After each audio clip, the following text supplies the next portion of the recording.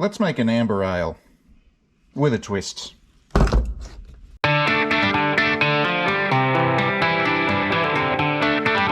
Sanitize, sanitize, sanitize.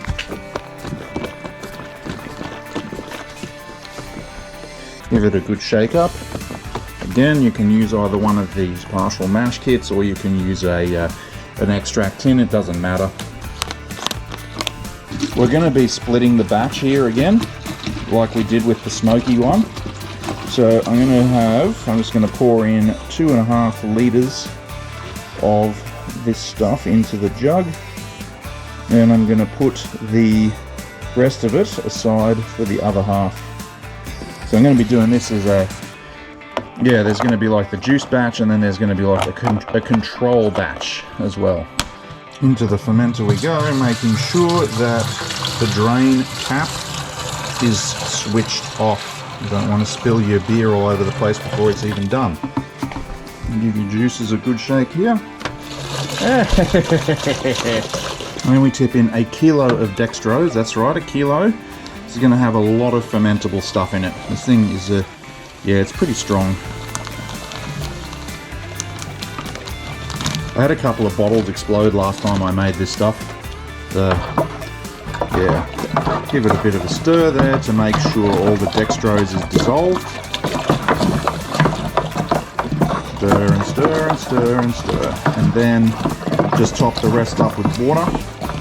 And we're going to add this product to it. It's called pectinase.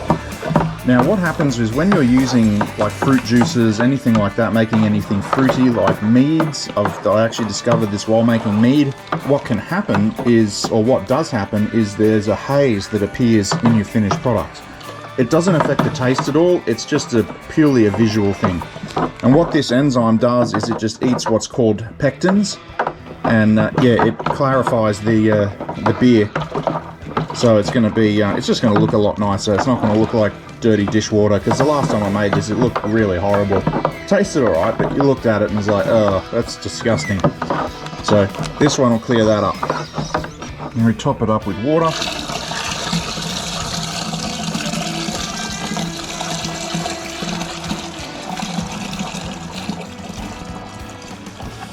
Going here to the 11 litre mark. Yep, that's good enough. Rightio. And then we can give it a stir, take a gravity reading, and then we can chuck the yeast in. And that is sitting high. That is about 1082 there. So this is going to be one heck of a beer. Now it says to add 1 teaspoon for every 5 litres. We've got 11.5 litres here, so I'm going to do 2 and a bit teaspoons. Then we'll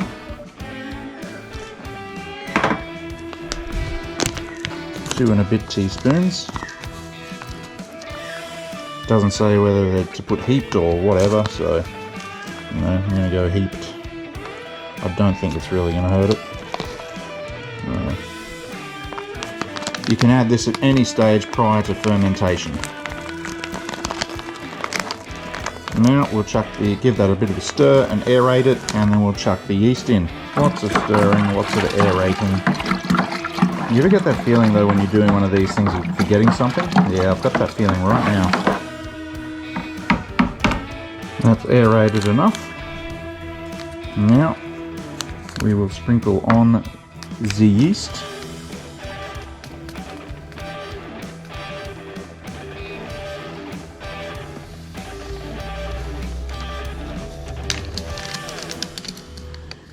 Happy fermenting, little guys. See you in 2 weeks. And make sure we sanitize the airlock. Again, using either sanitizer or vodka, and you'll be right. And as always, just remember to write everything down, good and bad. You may want to make it again, you may not want to make it again, but at least you've got a record of it. And that can certainly help it if you make like a cracking beer and you want to make it again and you've forgotten it, and it's just like, ah, man. So even the little things can make a big difference to your brew. So yeah, just write it all down. 2 weeks later. So this is sitting at about 10:10. We are going to check it again tomorrow, and then we can cold crash it if it's still on the same level. 24 hours later. And we're done. So this goes in the fridge now, and see you in a few days. 3 days later.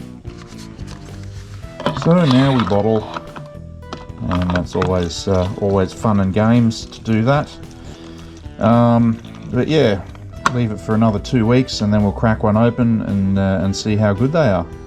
I've got sort of high hopes with this one because I fermented it at a slightly cooler temperature than the last time I did it. So yeah, I think from what I've had a couple of little sips here and there, and it definitely is tasting better so far. But time will tell, and in 2 weeks we're going to find out.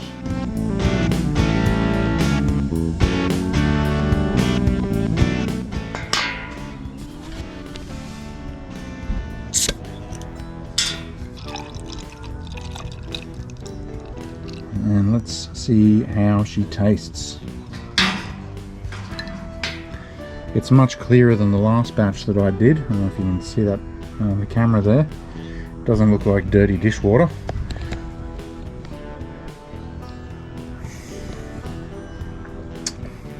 Ooh, I'm happy with that. Oh, definitely. From the, you can smell it, like, you get the smell of the fruit juice actually as you bring it up to your mouth.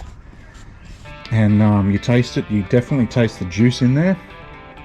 And then you get a bit of the, you know, an alcohol hit because it is 9.5%. But this is definitely much better than the last one I made, because last time it fermented all the nice flavour out of it. So the key to making this one and still having some good flavour carry over from the fermentation is to ferment it in the cooler months. So it was about 20 odd degrees, right at the bottom end of the US 05 temperature range. And yeah, and when I bottled it, again, it was still in that sort of range there. So the fermentation didn't go crazy like it did the first time. This last time I did it was in November.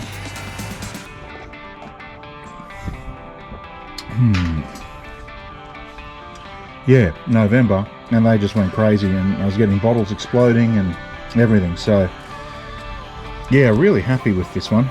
That's so yeah, if you want to try something different with your home brewing, definitely give this one a go. Try different juices. I don't know, I might even try a cordial one soon. That'll be interesting. But yeah, the key is don't ferment it too hot, and don't bottle it, condition it too hot. You want to keep it nice and cool there. So yeah, this is a good one.